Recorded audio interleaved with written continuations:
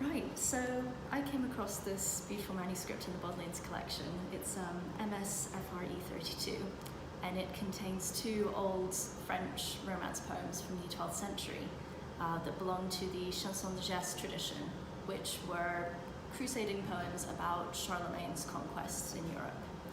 And this particular volume contains an incomplete version of Aliscan, which is a mid-12th century poem. And the reason why I've been looking at it recently is when I came across the manuscript, I was trying to find a particular extract where a character is introduced. And I was skimming through the text trying to spot his name, and it took me a long time until I realized that just down here at the bottom of 85V, his name isn't actually spelled out in full. He's just abbreviated to the letter R instead of his full name, Renoir.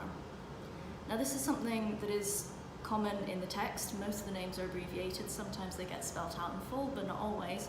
But it's also something that's quite common in medieval manuscripts in this period and throughout the Middle Ages. This isn't an uncommon trope, but the thing that struck me is that this is the first time this character appears and his name isn't spelled out in full. Now when something's abbreviated, the assumption is that the audience would already understand it. They only need the letter to understand what that word would represent in the context of the text.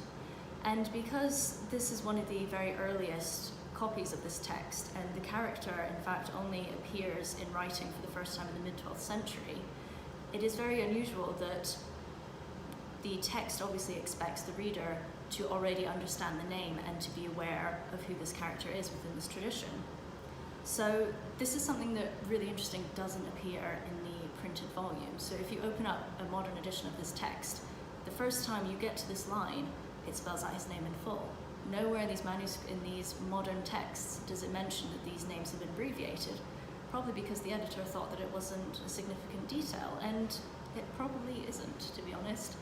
But I think it's interesting that when you open up these lovely old manuscripts and you see things like this that don't appear in modern print, it does make you think about whether this could be indicative of a larger oral tradition that might have been surrounding this text, and if in fact there was a larger sort of pre-established tradition that surrounded this text that predates it, that might not have survived till today, but perhaps initials like this might be indicative of.